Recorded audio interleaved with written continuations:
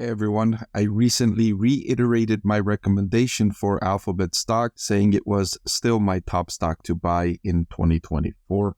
So I wanted to provide more analysis, deeper analysis on what's going on at Alphabet for those of you who want to dig deeper before investing or considering investing in Alphabet stock. I want to thank the Motley Fool for sponsoring this video. Visit fool.com/Parkev for the 10 best stocks to buy now. So the CEO starting out by saying that it took Google more than 15 years to reach 100 billion in annual revenue. And then in just the last 6 years, they went from 100 billion to more than 300 billion in annual revenue, tripling their revenue total. And before you think that they're reaching the limit of revenue growth, let me remind everyone that the advertising industry in which Alphabet operates generates nearly 1 trillion in annual revenue. So even at 300 billion, Alphabet still has roughly 30%. And that's not the only category Alphabet generates revenue from. It's also a streaming company with YouTube Music. It generates revenue from the YouTube live TV. It has devices, so it operates in several broader categories. The advertising market, though, is the primary market where Alphabet generates the bulk of its revenue. So search continues to power the business, as you saw in the first quarter results. But in addition, they expect YouTube overall and cloud to exit 2024 at a combined annual run rate of over 100 billion. YouTube's success has been apparent for several years now, but in only the last year and a half, I want to say the cloud segment has been really impressive. Most specifically, the cloud segment is now profitable. And so it has this business that's generating billions in revenue now and profitable. And it built this just in the last several years. So Alphabet has done an excellent job here, innovating and adding new products to its portfolio and generating billions in revenue from those products. So the foundation of the business is based on research leadership. They've been an AI-first company since 2016.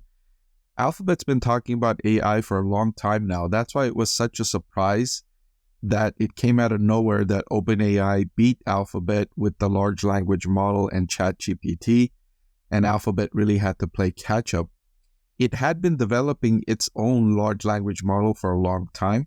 It was more cautious. It was slower to develop, slower to release. But after ChatGPT launched, it felt like it needed to launch its service, even though it wasn't quite ready yet. And you saw that there were some errors and there were some distinctions that were apparent. But it's been funding AI research and developing AI products for a while now. And they've pioneered many of the breakthroughs in AI progress for us and the industry, they say. The teams are making rapid progress developing Gemini and other models. And in February, they rolled out Gemini 1.5 Pro, which is their own AI model, which shows dramatic performance enhancements across a number of dimensions. It's remarkable how quickly these large language models are improving, getting better and better, not just in their capability in terms of the user experience, but also in efficiency, getting better at the cost performance. One of the areas that's important, but consumers don't really notice, is every time you make a search query, every time you're using one of these large language models, it generates some cost for the company to deliver that response. And the better the companies can get at delivering those responses at lower cost will really determine the success of these models, because these models are getting used for billions and billions of queries. And if you can improve the percentage cost improvements there, that can make a big difference on the bottom line in terms of profitability of these large language models. Alphabet also highlighting that they have the best infrastructure for the AI era. Building world-leading infrastructure is in our DNA, starting in our earliest days when we had to design purpose-built hardware to power search. Now they've been purpose-built for training cutting-edge artificial intelligence models and designed to achieve unprecedented improvements in efficiency. They've developed new AI models and algorithms that are 100 times more efficient than they were 18 months ago. And let me break each one of these down. So starting with the latest one, I highlighted that these AI models are getting better and better and more efficient. Alphabet is benefiting from that. And much of what you see here, the benefits of artificial intelligence, is happening behind the scenes between business to business services, enhancements in those services, improving the cost for some of their offerings, such as customer service agents. If you can use AI to replace customer service agents or reduce the workload on customer service agents, that improves your costs to run a business. And that's where Alphabet has been seeing a lot of improvement. Also, in their own AI model, it's comparable to ChatGPT. I mean, I'm a light user of large language models. It's not very helpful in my work case, and so I don't use it very often. But in my use, I don't see a difference. I don't see much of a difference between ChatGPT and Google's large language model. It's not apparent to me which one is better. I understand, and I've read that people using it more often, the more heavy users, they find a clear advantage in ChatGPT, and Alphabet is behind in this regard. But for light users, which is going to be for the large part of the population, it's not that apparent which one is better. And Alphabet can play catch up, which I've expected it to do.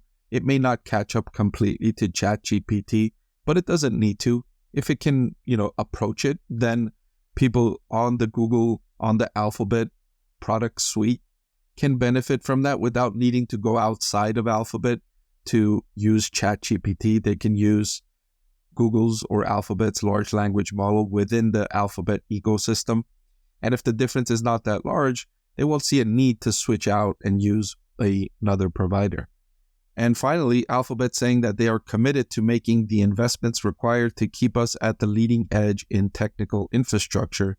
And you can see that with the increases in our capital expenditures. Yes, I mean, that's been a big change in recent quarters. In the last 2 quarters, I would say, is the increase in capital expenditures or spending from these hyperscalers like Alphabet, Amazon, Microsoft, and even Meta Platforms is getting into the game.